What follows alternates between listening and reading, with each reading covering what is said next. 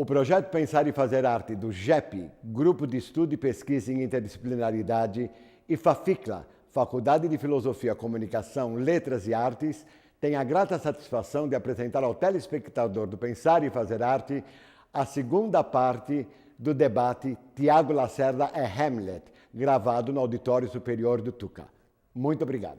De acordo com Péricles Ramos, grande escritor, poeta, etc., é muito difícil definir ou conceituar Hamlet em suas ações no decorrer de toda a tragédia. Como você o vê? Então, as pessoas estão tentando responder essa pergunta, ou estão tentando definir há séculos.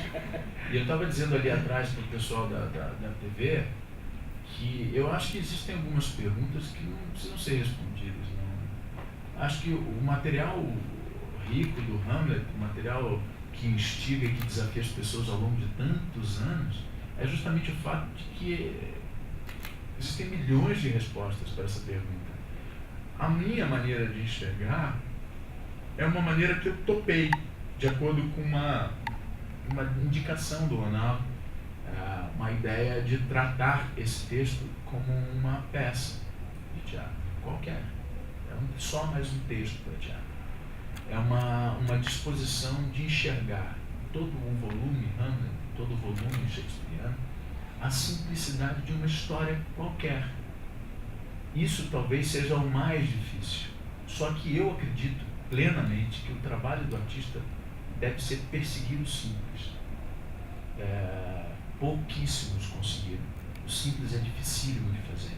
Simples esconde uma complexidade. Exato. E talvez seja necessário todo esse volume para você. Agora, desvendar a simplicidade de um texto como esse é muito corajoso do diretor, eu acho. E eu topei essa onda, eu topei essa ideia, eu topei esse desafio. O Ron diz que o Shakespeare só escreveu uma peça. Quando ele falou isso a primeira vez, eu disse assim, o que você está falando? Ele disse, não, o Shakespeare só escreveu uma peça, ele só escreveu uma peça, é a história de uma família. Todas as peças do Shakespeare dizem respeito às inter-relações familiares.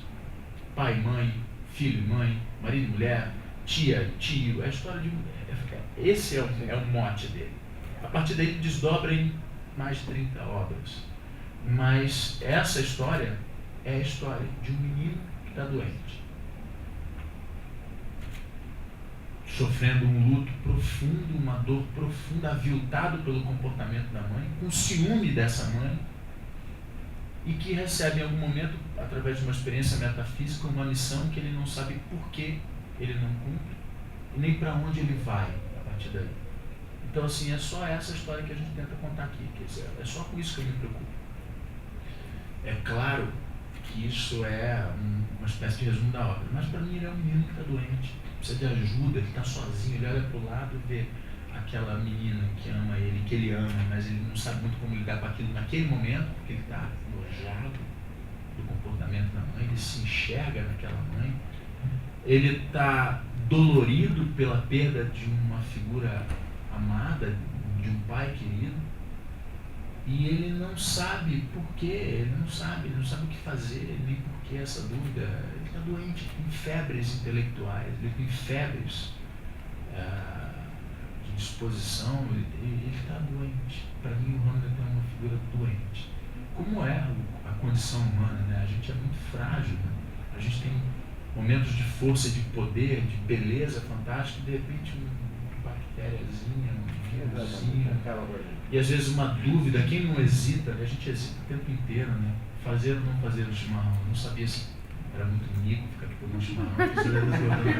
Pô, então é gaúcha, eu não sou gaúcho, que chimarrão. Vontade, né? Porra, não tem problema nenhum. É isso. E a questão tanto de Hamlet como de Macbeth, para muitos críticos também é uma questão de identidade. Eu acho que eles são duas identidades fortíssimas dentro do teatro.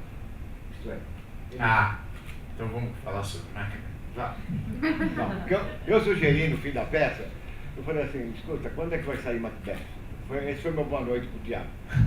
Quando é que vai sair Macbeth? Pois é, o texto que eu mais gosto. Eu adoro.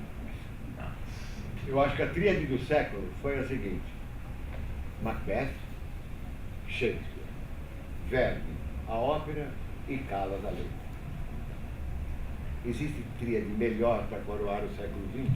Impossível. É uma bela teoria. Não é? Olha que tríade. Mas eu acho, essa coisa da personalidade, eu acho que é isso sim.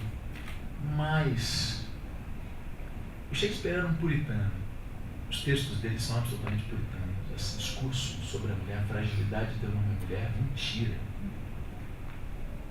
Mentira. O sexo frágil não é o feminino. Claro que. E a prova disso é a lei de Macbeth. Então você fala, porra, a personalidade é a lei de Macbeth. O Macbeth é um instrumento, um joguete na mão daquela mulher. Para mim a peça fala sobre isso. E ela só sexualmente, com 4 palavras amor que existe na peça, ela sexualmente o faz, sendo um assassino autorizado, no tempo de guerra, né? Ela faz. Para mim a peça fala sobre o poder do feminino. Né? O poder do feminino. O poder do feminino. Para mim o Macbeth fala sobre essa bruma feminina que rege a energia das coisas. Para mim é feminino. Planeta, enfim. E a história do Ocidente prova o poder do feminino quando o cristianismo decide massacrar toda a questão feminina. Né? E ela não tem ponto de luz. A peça inteira. Não. Ela não tem. Ainda é uma escuridão, né? É uma escuridão. O Kurosawa é maravilhoso. Eita. Mas enfim, aí o Hamlet tem isso. O Hamlet tem esse poder, né? Esse poder todo é um príncipe. É uma capacidade imaginativa, é uma inteligência superior, é uma força intelectual, uma dialética, um humor dilacerante, mas absolutamente corrompido pelo comportamento daquela mulher. Aquela mulher destrói tudo isso com um beijo, tá trepando contigo, tá lá, deixa ela, cara, vai viver a tua vida, e o cara se corrompe por aquela loucura. É claro que o que desencadeia isso é a morte do pai. Existem milhões de teorias para a gente chegar nesse ponto, mas o fato é que aquele feminino, aquele ponto feminino do Hamlet, o corrompe e o leva a gerar mais corrupção, quer dizer. Então essa coisa do Hamlet, do Shakespeare, o tempo todo, não só no Macbeth, não só no Hamlet, não só no Otelo, não só em Romeu e Julieta, né? Quando aquela menina decide num roubo se matar e tudo, achando que o cara estava lá e tudo, mas essa coisa do feminino e masculino o tempo inteiro na obra do Shakespeare, essa é uma grande questão. E para mim, a obra mais lúcida a respeito do tema é o Macbeth.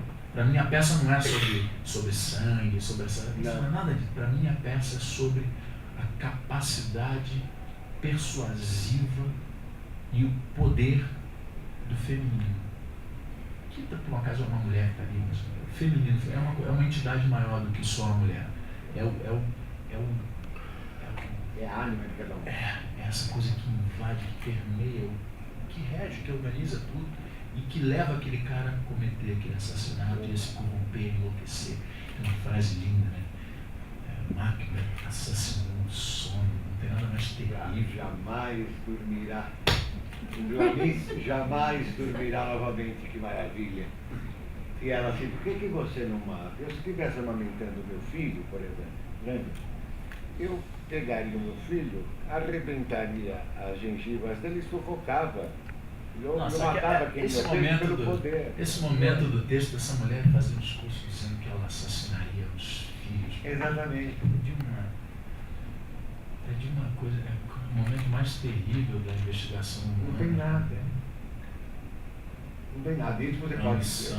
E na nossa aula que nós tivemos sobre Macbeth aqui no Pensário Valderati, é exatamente isso. O psiquiatra chegou e falou assim, olha, a Richthofen ou qualquer outra que não tenha um champinho, por exemplo, eles não têm o lado de... Suzanne von Richthofen, nada mais de Macbeth. Elas não tem mais nada que Macbeth, porque elas não sentem esse champinho, por exemplo, aquele casal no Limbu, né?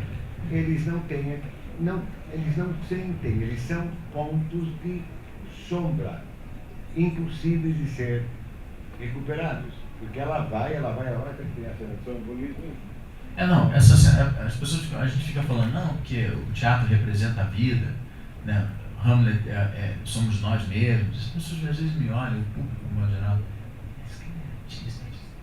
como assim? É isso. Suzanne von Richthofen, é Macbeth, foi escrito no século XVI. É a repetição. Quando tem lá Shakespeare, o inventor do humano, é isso, é a primeira vez que o Ocidente começa a olhar para as questões humanas e revela uma coisa que perdura há 5 séculos quase. Quem entra numa favela dessa, em 20 minutos você acha um Hamlet, um menino que teve o pai assassinado pelo primo, ou pelo tio, ou pelo tráfico, e a mãe foi se envolver com fulano, com A, com B, com C. Então, Hamlet, a gente está o tempo inteiro na obra do cara, e o teatro é esse espelho sim da natureza. É o teatro que imita a vida ou a vida que imita o teatro? Eu acho que o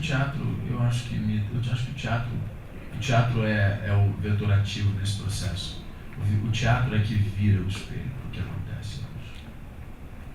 Muito bem. Agora eu gostaria de abrir essa discussão, né? Porque eu já perguntei, já quebrei o gelo. Eu gostaria que vocês agora começassem a perguntar as indagações daqueles que assistiram, aqueles que leram a peça ou que ouviram a ópera, pudessem fazer ao teatro perguntas. Eu gostaria que agora vocês... Eu estou envelhecida, assim, não sei nem por onde começar. Mas, assim, alguma coisa que me chamou muito a atenção foi a sua espontaneidade, a sua emoção ao narrar. Tudo que você narra com muita espontaneidade, com muita força, com muita emoção e com muita verdade, né? E acho que o Cláudio, quando menciona os pequenos gestos, é assim, você talvez não precise mesmo dos gestos, porque o seu sentimento sai. Então a gente vê o seu sentimento saindo, né? E a minha pergunta é assim, como é que a gente se apropria deste encontro com os nossos sentimentos e de forma tão espontânea, tão lúcida, tão verdadeira, né? Eu suponho que tem técnicas, né, para vocês. Se tem, eu não sei. Pois é, eu já cheguei até a observar algumas, assim, meio de longe, um pouquinho de perto, mas assim, como buscar e como a gente ficar... Mas daí você falou uma coisa que você disse, eu não sei onde buscar, mas você fala, eu sou atento a sinais. Então, eu não fui buscar o Hamlet, mas você ficou atento a si mesmo o tempo todo. Então, esta volta a nós mesmos, né? Esta verdade de nós mesmos é a verdade do palco, né? Então, você não está imitando ninguém, você está sendo a sua essência ali. Então, eu não tenho... eu estou envelhecida. Bom, obrigado, mas... Eu acho que eu não posso falar de técnica mesmo, porque eu nunca as aprendi. O que é para mim, é como eu falei, realmente é um processo intuitivo. Eu posso dizer como é para mim. Para mim, eu acho que tem realmente uma necessidade de ser absolutamente limpo e honesto em direção às coisas. Eu não estou aqui fazendo um personagem. Eu não estou aqui posando de olha, sou ator, sou carioca. Não, eu chego e falo, se eu fico afim, se eu não fico afim, eu não falo. Se eu cruzo a perna porque eu quero, eu não tenho nada sobre o que eu não fale, não tem nada que eu não faça, não tem ninguém que eu não receba. Eu procuro ser honesto, assim. É claro que isso é 100% impossível, não existe. É claro que em algum momento a gente esconde, a gente não revela, a gente joga, né? A vida em sociedade, a vida, as convenções, a gente precisa também, mas também tampouco me preocupo em emitir uma opinião controversa, em dizer o que eu penso com honestidade, sem querer humilhar ninguém, sem querer provocar nenhuma discussão. É só o que eu penso, as pessoas podem discordar. Eu acho que tem uma disponibilidade limpa para as coisas que eu faço, um peito aberto, uma vontade de ser desprovido de subtexto, de fazer de verdade as coisas mesmo, principalmente no que diz respeito ao meu trabalho, a quem eu sou. E esse encontro, essa apropriação da emoção que você me perguntou, assim, para mim, basicamente é um processo de concentração. É um processo de concentração que começa no processo de ensaio.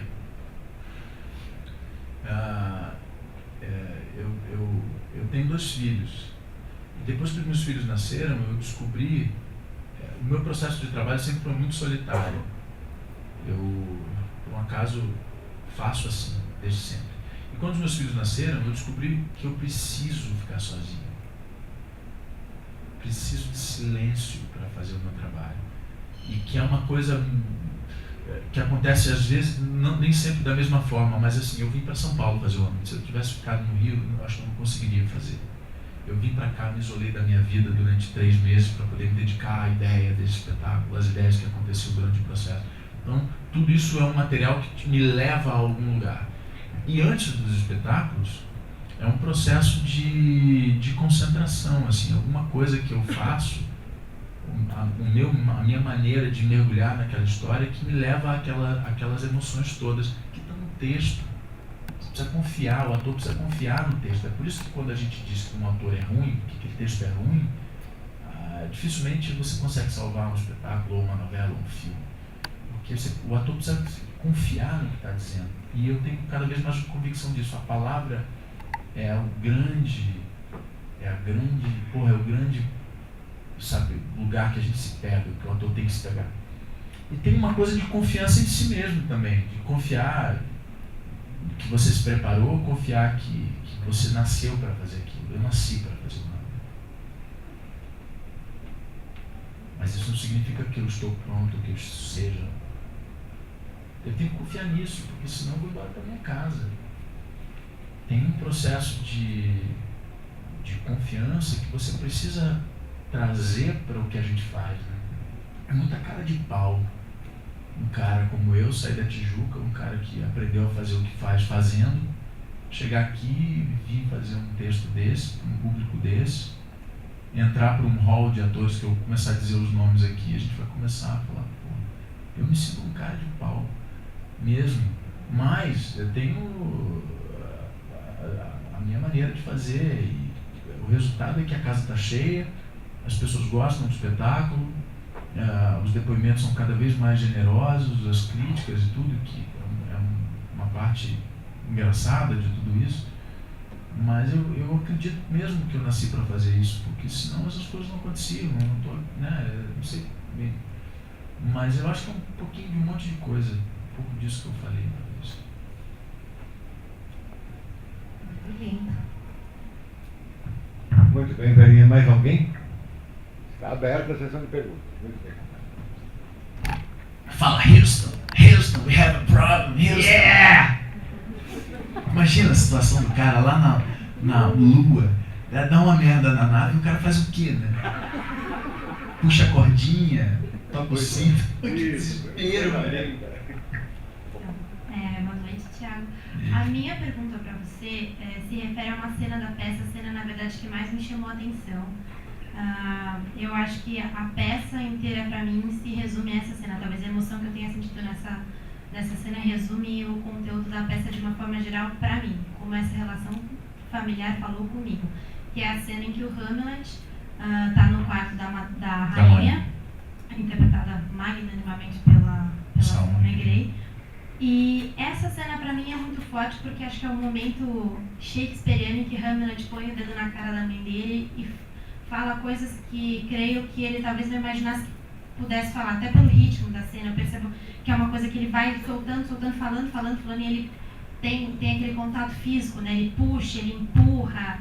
E a minha curiosidade como espectadora, no estudo de artes cênicas, enfim, li Hamlet no ensino médio, então acho que com uma cabeça muito diferente de hoje, tanto que essa cena não havia me falado tanto quanto falou agora. A minha pergunta é como houve essa preparação entre você e a Selma, no caso, para interpretar essa cena, muitas outras, já que o discurso sempre do Hamlet com a rainha é uma coisa muito forte, acho, até pelo sentimento, né, pela indignação dele, que eu senti isso.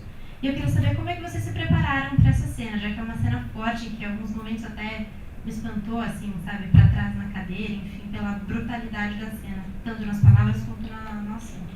É muito legal você falar dessa cena, porque para mim também é o clímax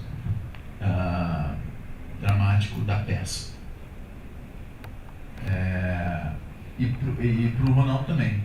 O Ron protelou, é muito bonito ver o cara que conhece o que está fazendo, né? O Ron protelou essa cena até onde não deu mais, assim como o Hamlet protela essa cena até onde não dá mais.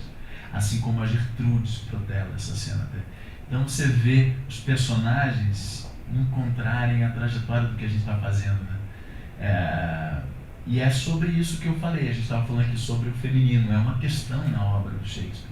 Pega todos os sonetos do Shakespeare, pega todas as peças de teatro, essa relação masculino-feminino, né? E nesse espetáculo especificamente, esse é o momento em que o filho diz para a mãe: cara, olha o que você está fazendo, se comporta, porra, você é a rainha, bicho, você está casada com o irmão do seu marido, o que é isso? E ao mesmo tempo ela diz: você me envergonha, você me faz olhar para uma coisa que eu não tinha olhado ainda, estou só com tesão. E aí você fala: tá aí agora. Mas é bonito ver também a relação do filho, né, com a mãe, essa ferocidade, a violência da palavra. Então, aí eu vou chegar num pouco da sua curiosidade, né? A Selma é uma atriz que eu gosto muito. A Selma, eu fiz um espetáculo com a Selma, eu fiz uma adaptação do Evangelho segundo Jesus Cristo, do Saramago, para o teatro, a gente fez aqui em São Paulo também. E a Selma foi a minha mãe, ela fez Maria e eu fazia Jesus. E era uma atriz maravilhosa, eu me apaixonei pela Selma nessa altura. E todos os trabalhos que eu faço, o Calígula, eu tinha convidado a Selma para fazer comigo lá a Cesônia, ela não pôde. E dessa vez eu na verdade indiquei a Selma para fazer a rainha, e o Rui e o Ron toparam. E é uma atriz que eu admiro muito. Então essa admiração já é um componente facilitador dessa investigação psicológica. Mas o Ron sinalizou para a gente, para mim e para ela, que esse era o clímax dramático do espetáculo. E a gente foi chegando nessa cena aos poucos, né? Até o momento que a gente chegou à conclusão de que essa cena precisava ter violência. Existem dois componentes que vira e mexe voltam a essa cena ao longo dos séculos: a violência e o complexo de Édipo.